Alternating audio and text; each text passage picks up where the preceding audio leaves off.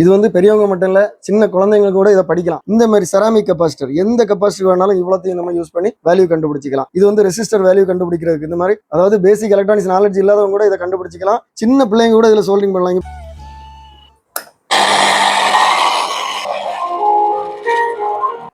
இந்த கிளாஸ்ல இது மாதிரி டிரான்ஸ்ஃபார்மர், ஆக்சுவலி இந்த ரேடியோக்கு வந்து நமக்கு 6 வோல்ட் பவர் சப்ளை. ஸோ நான் வாங்கியிருக்கிறது 606 டிரான்ஸ்ஃபார்மர். இந்த மாதிரி 3 டெர்மினல் இருக்கும். ஸோ சில டிரான்ஸ்ஃபார்மர்ல 2 டெர்மினல் தான் இருக்கும். 06 போட்டிருப்பாங்க. ஸோ அது ரெண்டும் இதுல கனெக்ட் பண்றதுன்னு சொல்லி நம்ம இந்த வீடியோல பார்க்க போறோம். ஸோ இது 606னா கண்டிப்பா இந்த பக்கம் 230. இதை நம்ம மாத்தி கொடுத்துட்டோம்னா டிரான்ஸ்ஃபார்மர் பேன் ஆயிடும். இந்த டிரான்ஸ்ஃபார்மரை 06ன்னு நினைச்சுக்கிறேன். இந்த ஒரு டெர்மினல் விட்டுறேன். சென்டர்ல இருக்குது 0, இது 6. இதை எப்படி கனெக்ட் பண்றேன்னு சொல்லி பார்ப்போம். இதான் அந்த பவர் சப்ளை போர்டில் உள்ள மெயின் கார்டு ஒயரை கனெக்ட் பண்ணக்கூடிய அந்த சாக்கெட். நான் இங்க வந்து இந்த மெயின் கார்டு ஒயரை கனெக்ட் பண்ணேன்னா 230 வோல்ட் இங்க வந்துடும். இதை கொண்டு இதுல கனெக்ட் பண்ணிடலாம்.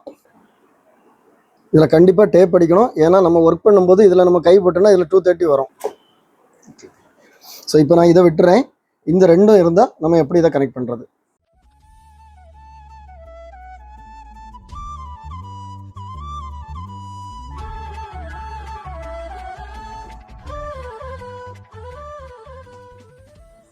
ஆட்டோமேட்டிக்காக ப்ளஸ் மைனஸ் உள்ள போயிடும். ஸோ இங்கே நம்ம கனெக்ட் பண்ணும்போது கொஞ்சம் கவனமாக கனெக்ட் பண்ணால், ஏன்னா இங்கே 230 வோல்ட் ஏசி டைரெக்டாக வரும். ஏசி வந்து இதுக்கு உள்ள போய் இங்கே வந்து ஃபுல் வேவ் ரெக்டிஃபயர்ல போய் டிசி ஆகி இதுக்கு வருது.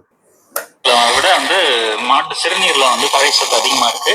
இப்போ 3 ஒயரை யூஸ் பண்ணி, ஏன்னா சில செட்ல வந்து 3 ஒயர் யூஸ் பண்ணிருப்பாங்க. அதுக்கு நம்ம இதுக்கு டயோடு எப்படி செட் பண்ணணும்னு சொல்லி பார்ப்போம்.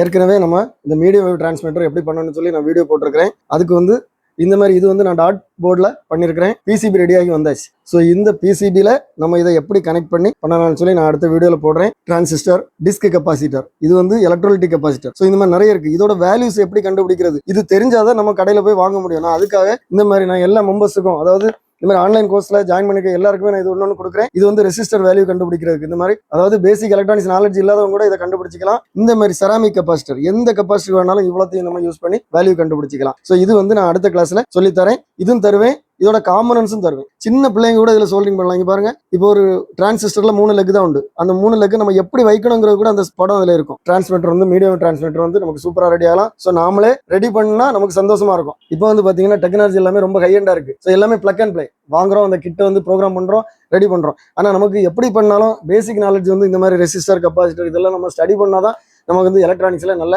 ஐடியா கிடைக்கும். நம்ம சேனல்ல இதே மாதிரி நிறைய வீடியோஸ் வரும். எல்லா வீடியோ உங்களை ரீச் ஆகணும். நம்ம சேனலை இது வரைக்கும் சப்ஸ்கிரைப் பண்ணுங்க. அடுத்த வீடியோ வரைக்கும் பாய்.